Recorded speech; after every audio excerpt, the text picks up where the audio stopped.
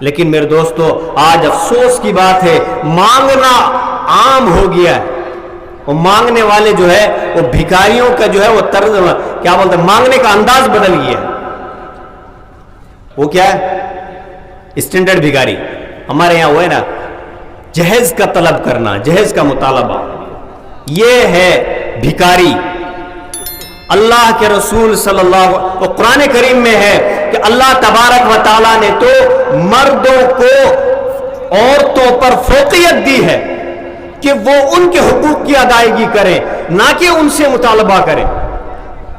شریعت نے تو عورتوں کے لیے مہر کو فرض قرار دیا ہے, نہ کہ مرد کو کہا ہے کہ تو عورت سے مطالبہ کر, ہے کہ نہیں؟ جب آپ نکاح کراتے ہو, جب مولانا صاحب نکاح پڑھاتے ہیں, امام صاحب جب نکاح پڑھاتے ہیں تو وہاں ایک چیز امام صاحب کہتے ہیں کہ بھائی بتاؤ آپ کا مہر کتنا ہے. تو کس سے مانگا جاتا ہے, عورت سے کہ مرد سے مانگا جاتا ہے؟ بھائی عورت سے, مرد سے مانگا جاتا ہے کہ عورت سے مانگا جاتا ہے؟ مرد سے مطالبہ ہوتا ہے. اور مرد کے لیے یہ بھی ذمہ داری اس کو نبھانی پڑتی ہے, اس پر یہ حق اس کے ذمہ عائد کیا جاتا ہے کہ عورت کے کپڑے اور اس کے رہنے اور اس کے کھانے کا انتظام بھی وہ کرے. یہ عورت کے ذمہ ہے, یہ مرد کے ذمہ ہے. لیکن آج کیا ہو گیا, معاملہ الٹا ہو گیا. جوان جو ہے وہ عورت بن گیا, مطالبہ کرنے والا بن گیا. وہ کہنے لگا کہ مجھے گاڑی چاہیے, مجھے 1 لاکھ 1.5 لاکھ روپے چاہیے. اور اگر کوئی سرکاری نوکری والا ہو تو پھر کیا کہتے ہیں کہ بھائی مجھے 5 لاکھ 6 لاکھ روپے چاہیے. اللہ تبارک و تعالیٰ نے اتنی بڑی نعمت, ایک باپ اپنی بیٹی کو زندگی بھر اس کو نخرے کے ساتھ پالتا ہے, اس کی ہر ایک ضد کو پورا کرتا ہے. باپ کے گھر سے ایک زندہ جنازہ نکل کے جاتا ہے اور آپ اس سے مطالبہ کر رہے ہیں کہ آپ لڑکی بھی لے کے جا رہے ہیں, پھر پیسوں کا بھی مطالبہ, جہیز کا بھی مطالبہ ہے. باپ تو کوشش یہ کرتا ہے کہ میری بیٹی کو کسی بھی طریقے کی کوئی تکلیف نہ آئے, کوئی بھی پریشانی اس کی زندگی میں نہ آئے. اسی لیے اس کی زندگی میں آنے والے جتنے بھی سامان کی ضرورت ہوتی ہے وہ حتی الامکان کوشش کرتا ہے کہ ان کو پورا دے دے. لیکن اس کے باوجود بھی کچھ لوگ کیا کرتے ہیں, ہمارے جوان کہتے ہیں, زبان سے کہتے ہیں کہ ہمیں اتنا چاہیے, یہ چیز چاہیے, فلاں کمپنی کی گاڑی چاہیے, R15 چاہیے, 4 ویلر چاہیے. اب تو بات آگے بڑھنے لگی ہے, 4 ویلر کی ڈیمانڈیں بڑھنے لگی ہیں, مطالبے بڑھنے لگے ہیں. میرے دوستو یاد رکھیے اللہ تبارک و تعالیٰ کل قیامت کے دن سوال کرے گا کہ ہم لوگوں نے آپ کو ایک عورت کی شکل میں ایک بہترین نعمت سے نوازا تھا جو تمہارے لیے تمہارا عزت کا لباس بن کے آئی ہے, جس کے حقوق تمہارے ذمہ دیے گئے تھے, تم نے اس کو کس حیثیت سے رکھا ہے, تم نے اس کے حقوق کی ادائیگی کس حد درجے کی ہے, کس طریقے کی اس سے محبت کی ہے. یہ سارے سوالات اس سے ہوں گے. کس سے؟ مرد سے سوال. اللہ تبارک و تعالیٰ نے ہمیں قرآن کریم میں الرجال قوامون علی النساء بما فضل اللہ بعضهم علی بعض وبما انفقوا من اموالهم فالصالحات قانتات حافظات للغیب. اللہ تبارک و تعالیٰ نے عورتوں کی بھی تعریف کی ہے, مردوں کی بھی تعریف کی ہے. صالحات قانتات نیک کہا ہے, عورتوں کو بھی اکتفا کم مال پر اکتفا کرنے والی, اور حافظات للغیب اپنے شرمگاہوں کی حفاظت کرنے والی, بما حفظ اللہ ان چیز کی حفاظت کرنے والی جس کا محافظ اللہ تبارک و تعالی نے ان کو بنایا. میرے دوستو آج عورتوں کے ساتھ زیادتی والا معاملہ بہت بڑا ہوا ہے, اس لیے غور و فکر کرنے کی ضرورت ہے. مردوں سے درخواست ہے کہ وہ اپنے عورتوں کے ساتھ حسن سلوک کریں. نبی کریم صلی اللہ علیہ وسلم کا فرمان ہے خیارکم خیارکم لأہلہ, تم میں بہتر انسان وہ ہے جو اپنے گھر والوں کے لیے بہتر ہو.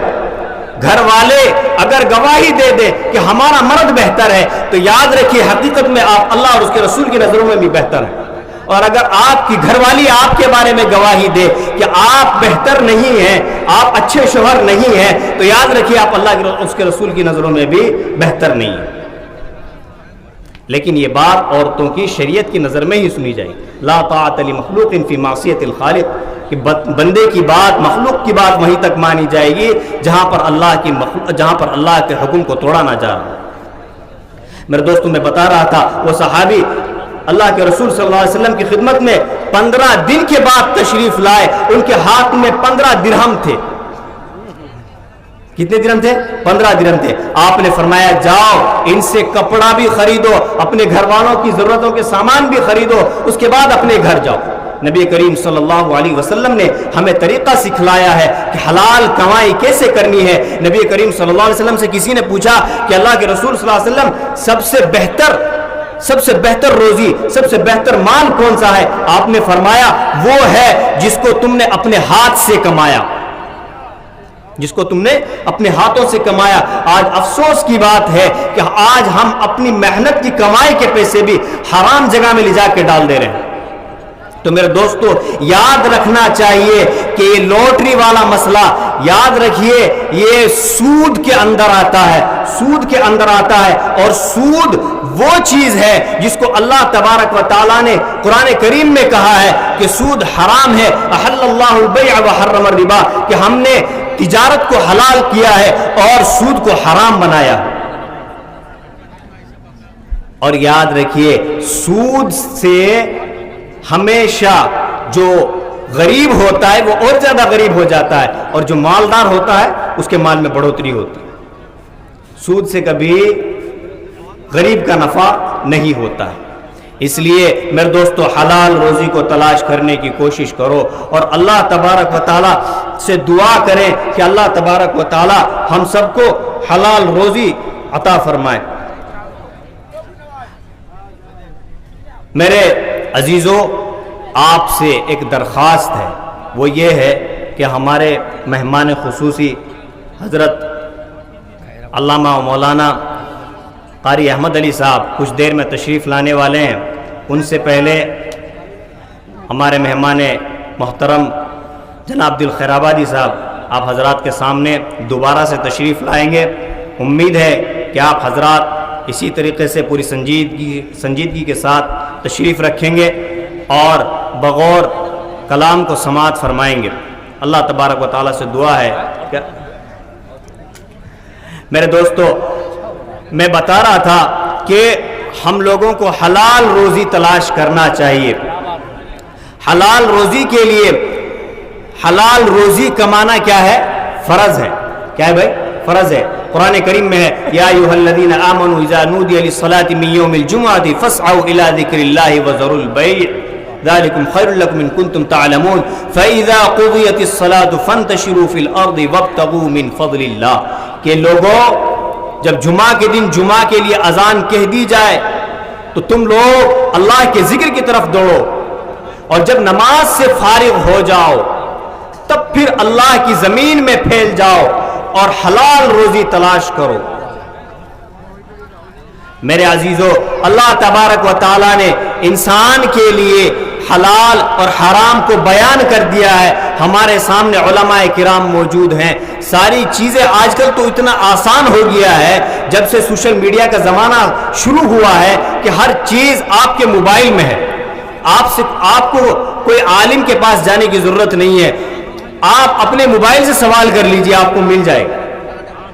اہل حدیث کی مسلک سے آپ تعلق رکھنے والے ہوں، دیوبندی سے تعلق رکھنے والے ہوں، بریلویت شیعیت سے تعلق رکھنے والے ہوں، ہر ایک علماء کی تقاریر، مسائل کا حلقہ بھی سوشل میڈیا پہ رہتا ہے۔ آپ اس سے پوچھ لیجئے، پوچھ کر ہر ایک کام کو کرتے رہیے۔ میرے دوستو، میں بتا رہا ہوں کہ اللہ تبارک و تعالیٰ نے ہمیں ایمان والا بنایا ہے، اور ایمان والے کے لیے ضروری ہے کہ وہ حلال کمائی کو تلاش کرے، اور حلال کمائی بھی اللہ تبارک و تعالیٰ نے نبی کریم صلی اللہ علیہ وسلم کی زبانی ہم تک یہ پیغام پہنچایا ہے کہ اس امت کا ایک فرد جب کوئی حلال کمائی کرے گا اور اس کمائی کا ایک لقمہ جب اپنی بیوی یا اپنے بچے کے منہ میں دے گا، اللہ تبارک و تعالیٰ اس کو بدلے صدقے کا ثواب عطا فرمائیں گے۔